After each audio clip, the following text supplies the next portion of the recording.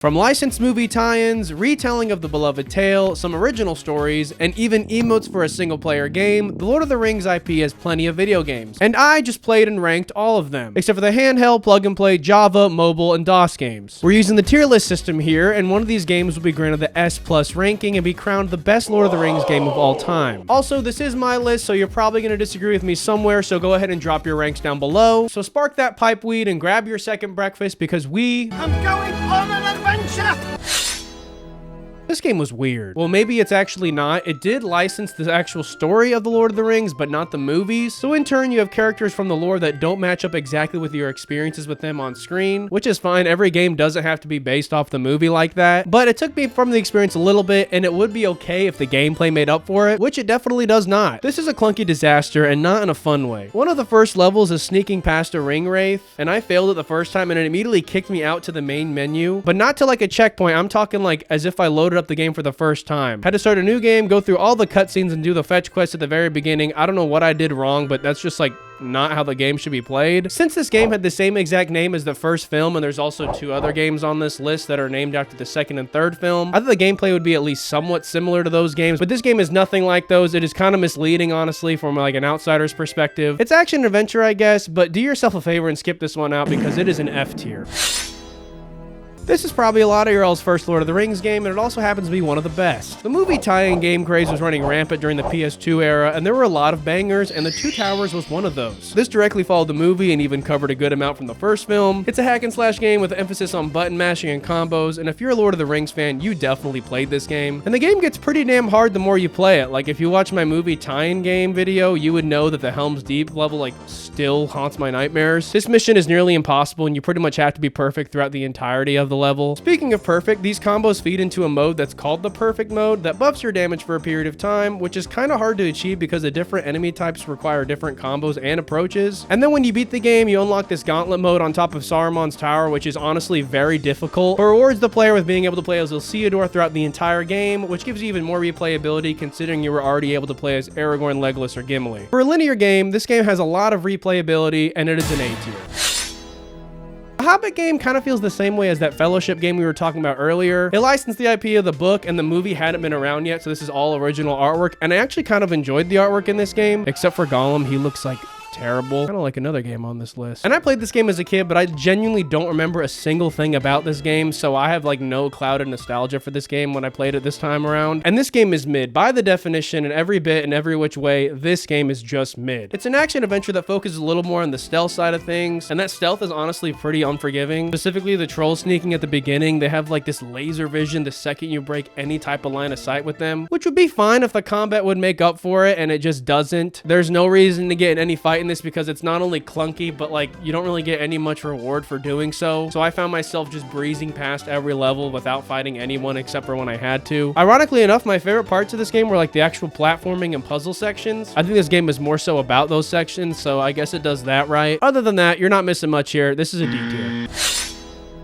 EA's Return of the King game took everything great about the Two Towers and improved it in some way, shape, or form. The same blueprint of gameplay from Two Towers is back, but now there's more combos, more characters, and more levels. Also, you can now experience the game alongside a friend, which in and of itself makes it objectively better than the Two Towers game. And with more characters, now you're seeing the story from multiple perspectives instead of just Aragorn, Legolas, and Gimli. There's even more secret characters to unlock and replay the game with. That gauntlet mode returns post-game, and the graphics are also improved. The Two Towers and Return of the King game honestly are like pretty interchangeable, but I would say Return of the King has enough improvements to make it better, hence why I'm giving it the S tier.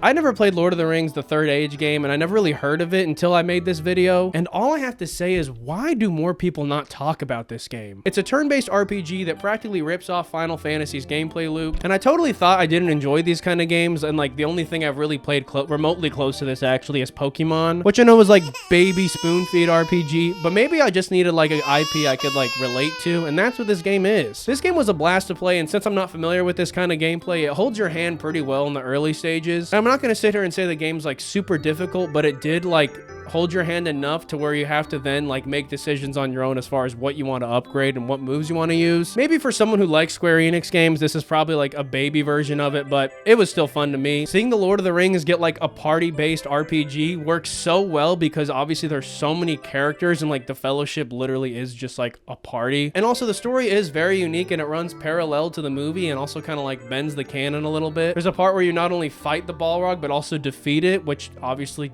did not happen. And honestly, I kind of like that. It's made by EA, so they have their own version of that perfect mode before, and this time it like lets you use moves that you don't have unlocked yet, just kind of like the equivalent of like your ultimate ability. And also, this game is so long. I'm pretty sure it's like 20 hours in total, and there's just so much content to be had, and the game genuinely gets way difficult, and you have like way more party members you get, and you have to like kind of strategize what you want to upgrade and who you want to use at what given time. I will say my only gripe with this game is how slow it is, and I don't mean like the pacing, I mean like actually the animations and how slow each battle is. But luckily I played this game on an emulator when I ripped my physical copy of this game, which I totally own, and I got to play it at 400% speed, which made this much more enjoyable. I mean, maybe that's kind of cringe for some people, but I remember playing like the Game Boy emulators for the Pokemon games, and I did the exact same thing. But other than that, this game is an A tier, and honestly also gets some bonus points for being a total hidden gem that any Lord of the Rings fan should play. But also, like, if you like Square Enix or like Final Fantasy games, definitely give this game a shot.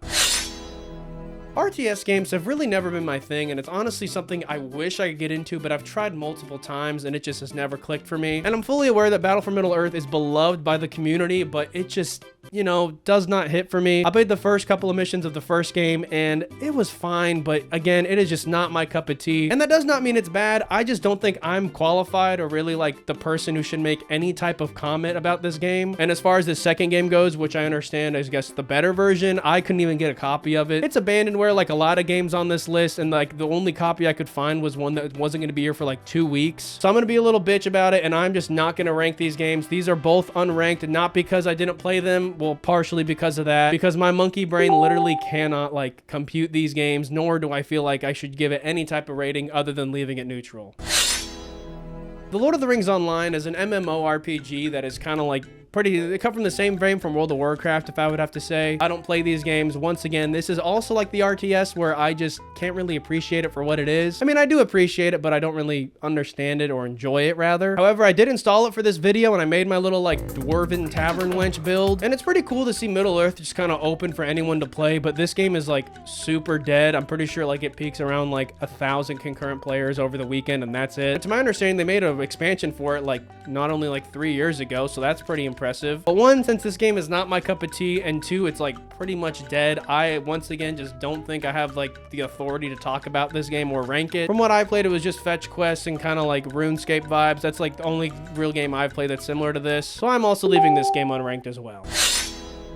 The Lord of the Rings Conquest had so much potential and fell a little bit flat, but was still a fun time. Remember a little game called Star Wars Battlefront made by Pandemic? This was the Lord of the Rings version of that, made by Pandemic and everything. The game gets a lot of flack for lacking content and variety, even when compared to Battlefront games that were made years prior, and I totally understand that, but that doesn't make this game like inherently bad. The game has an evil and good campaign that rewrites some of the canon, like things like storming the Shire with the Balrog. I mean, that's just cool. Or another one of my favorites was like destroying Rivendell with an orc army and playing as Sauron himself. I mean, as a Lord of the Rings fan, you gotta at least appreciate that. No other game you really get to see things like this except for, I guess, Battle for Middle-earth. But where this game struggles is the actual gameplay, which we've established is like the most important thing for video games. It's extremely repetitive, and there's only like 4 classes per game, and that goes for each side. That means like the Rohan warrior plays the exact same as the Gondor warrior, and the orc warrior, they're all the exact same character. And the same goes for the heroes and villains. They pretty much play the same except for like the Balrog and like the trolls, I guess. They have like their own unique little character traits. But overall, this game is fun, and I really enjoy the villain story because you get to see things that never happened, but the replayability just isn't there when it should be. This is a game that should have infinite replayability, and it has none. This game definitely does not deserve a remaster, but if another dev team were to take this exact concept and make it like good, we would have one of the best Lord of the Rings video games out there. The execution for Lord of the Rings Conquest just was not there. As much as it hurts my soul, I'm giving Conquest a C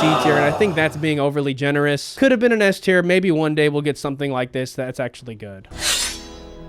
I was fully prepared for Aragorn's Quest to be one of, if not the worst game on this list. But let me come out and say, this game gets way too much hate. The review bombs are running rampant, and I just have one question. Why? The game surely isn't perfect, or maybe not even good, but people are acting like this game was an atrocity to the series. I think a lot of people were expecting a gritty and realistic game to serve as a retelling of the trilogy through Aragorn's eyes, but instead we were basically given a kid's game. And I think that's what pissed a lot of people off. It's a retelling of a retelling through the perspective of Samwise to his kids 14 years after the ring is destroyed. Again, I would much more prefer a mature retelling, but this isn't as bad as everyone makes it out to be. I played it on the Wii, so motion controls were involved and they were fine. The levels are sort of open world-ish, where you complete tasks and side quests until you're done with everything you need to, and then you're given a chance to complete everything before you decide to move on to the next level. And I'm gonna say it, I sort of enjoyed the combat. It wasn't anything revolutionary, but I see a lot of people complaining about that, and again, I just don't know why. Hell, Sean Astin even came back to narrate this game, and he did an amazing job. It's been 15 years since Mr. Frodo and I made the journey to Mount Doom to destroy the ring. Oh shit, that's Sean Astin. I never played this game as a kid, and I kind of wish I did because it was for sure like marketed for children, and it did a great job of being a kid's game. I'm giving it a B tier. I feel like I've done War in the North a huge injustice by playing it solo. It was very clear, even in the first level, that this game was 100% designed to be a co-op game, and since I played it by myself, I just did not experience that whatsoever. You don't have any friends. That being said, I'm leaving this one unranked because it's a game I want to come back to, but in the hour or so that I played, I can't in my right mind give it a good or bad rating, because if anything, my experience was extremely skewed. I can see why a lot of people would like this game. It's the first like gritty Lord of the Rings with extreme gore complete with decapitations. But me personally, I simply did not have fun with it because I was playing it in the way it was not intended to be. So this game is unrankable. I'm lumping both LEGO games here, being Lord of the Rings and The Hobbit, because you kind of just know what you're getting yourself into when you play these games. And they're really not all that different from each other. The Hobbit game only covers the first two movies, which is kind of disappointing, but the LEGO Lord of the Rings covers all three and does a great job at that. The cancellation of the third movies being added to the game was disappointing, but these games still offer tons of gameplay and replayability. You know the whole name of the game with the LEGO movie games is collectibles, co-op, casual, and goofiness. I will say, to my understanding, this was the first LEGO game that actually had like in-game dialogue and like scenes and audio ripped from the movie and then remade in the LEGO engine. Before, with the early LEGO Star Wars games, you just had the cutscenes with like no dialogue, and now you had like the actual dialogue in the game, which is really cool. And there's tons of cutscenes in this game. You can almost relive the entirety of the trilogy through like a LEGO perspective, which is honestly kind of cool. But these don't feel like cash grabs, even though most people see them as such. I enjoyed them when they came out, and they're still fine to this day, even though I barely replayed them for this video. Both of these are B tier games. Guardians of Mordor was a MOBA that I literally can't get my hands on any way, shape, or form, and I'm pretty sure there's not even servers up for this game anymore. Therefore, it is unrankable. Shadows of Mordor. Wow. Give it to us raw and wriggling. This game is honestly its own genre and is so unique. The game starts you off as Talion, who is killed and meshed with the wraith soul of Celebrimbor, who is responsible for forging the rings. Anyways, you now have a mixture of abilities between the ranger and the wraith abilities that defy what is possible as a human. There's a whole XP system that feeds your upgrade tree and new abilities and helps sophisticate the gameplay that plays a lot like Arkham City, but with even more depth. And another aspect about this game that had depth was the story this game has to offer. Kind of taking a dark approach and like edgy tone, with Celebrimbor being this whole like dead anti-hero almost. It's very compelling, and the graphics also help immerse yourself in the Lord of the Rings universe. I want to commend them for making Gollum look exactly like the movie, and even though it's not Andy Serkis, the acting for this Gollum is honestly like amazing. Like, you could have told me this is Andy Serkis and I would have believed it. Prime Master is good. He looks after us. And it would be a total shame if this character were to be tarnished and ruined by terrible acting and graphics.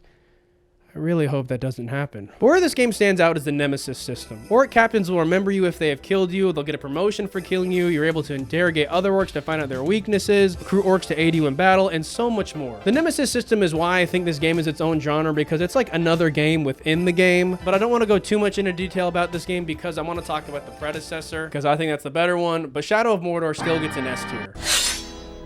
Similar to the Licensed Two Towers and Return of the King game, Shadow of War took everything that was amazing about Shadow of Mordor and perfected it in every single way. The upgrades, skill trees, story, open worlds, and most notably, that Nemesis system. Specifically, the whole warlord and like sacking of an entire orc civilization and castle is one of the most epic things you can experience in any video game, but specifically like Lord of the Rings games. The closest thing to this you have is the Battle for Middle-earth, but it is not the same like experiencing it on the front lines. Not even Lord of the Rings Conquest can do something like this. On top of this, you now have over over double the amount of places to explore and dominate as you recruit the entirety of Middle-earth to your army. Each of these overworlds having even more side quests and collectibles than what Shadow of Mordor had to offer. The story is still amazing, and each of these new POIs having unique biomes that look beautiful. And the graphics are obviously improved from Shadow of Mordor, and let me say, like, Middle-earth has never looked this good. This is a beautiful game, and I don't think anyone would ever be mad if they use like this engine for future Lord of the Rings games, because it just looks stunning. But the easiest way to sum up the Shadow games is Shadow of Mordor is great, but then Shadow of War is amazing and bordering the line of being a masterpiece. But there's no doubt that this is the greatest Lord of the Rings video game of all time, and it gets the S+ tier ranking. I like Magic the Gathering and other deck building games, but the Lord of the Rings adventure card game does not tickle that itch the way I wanted it to. There's really one reason as to why that is, and that's because this game focuses more so on objectives that help you progress through the campaign instead of directly beating your opponent. Although this incentivizes playing each duel differently, it kind of makes it feel like not a card game that I'm used to, which I mean isn't a bad thing. Just because it's not the way I want it to be doesn't mean it's bad, but I just don't like it. The rules are also very restrictive, and it's probably because I barely read through what you can and can't do, but I rarely found myself procking anything together, which is pretty much the whole point of these games. I didn't dare touch the PvP mode because I was just really discouraged to even go through with this game, and it was a D tier experience for me. I actually bought this game for this video, so if you're still watching this, please consider subscribing. The Gollum game goes down as one of the worst launches, better yet worst games that has ever been released. And for once, the critics were right. This is an absolute garbage pile of a game that tarnishes the Lord of the Rings name. It's a stealth platformer that has some of the worst level design of any game that I've ever played. And it honestly feels like not even a kid's game, but it's so easy that it should be a kid's game. I don't know how to describe it. This game is like, it does not even feel like it's finished at all. It almost feels like a game that should be like a tech demo that doesn't really have like full fleshed out gameplay elements. It's so lackluster. But of all things I wish that were different about this game, it has to be the performance of Smeagol. Nothing. We swish. We swish. For some of these games, I'm able to smile through the pain just a little bit because I know I'm playing like a game that's set in Middle-earth, but this game doesn't even feel like that. It genuinely feels like it has no binding to Middle-earth whatsoever. The tales are true. This game is as bad as it sounds, and I actually missed my refund window for Steam, so I'm out $50. Do not play this game. It is an F tier. I remember when Return to Moria was announced, and I was pretty excited, and then it kind of like randomly came out and I missed the launch window, but all I heard was that it was terrible. Since I never played it on release and I was playing it for this video, I was pretty surprised to see very positive reviews, and I was immediately excited. A survival crafting game with 8-player co-op set in the mines of Moria is something that is just right up my sleeve, and after playing it, this game rocks. I barely scratched the surface in my few hours of gameplay, but I can tell it's going to tickle that Tolkien itch, but also that survival crafting itch, which are two of my favorite itches. It has that organic progression that teases you of a new resource that crafts something you really want, that incentivizes you exploring further into the mines. The soundtrack is also very relaxing and calm, and kind of has a Minecraft feel to it, which fits the exploration vibe very well. I fully plan on going deep into this game, and I want to 100% it. I really wish some of my friends would play this. They're kind of like hesitant, because having 8 people in your world, I feel like you can just get so much done and create the craziest stuff. If I had to complain about one thing, it's probably the combat, but that's not really why you play these games. It's kind of simple and kind of just button mashing or just running away, which honestly you could pretty much say the same about Minecraft. As for now, I'm giving this game a B tier. It could probably get an A tier the more I play it, or if they make some DLC, but this game surpassed my expectations. But that is every Lord of the Rings game ranked. This is what our final tier list looks like. If you disagree with it, which I know you definitely disagree with this list, go ahead and let me know why down below. Let me know what the game series you want me to do next, and if you liked, leave a like. If you didn't, leave a dislike, and thank you so much for watching.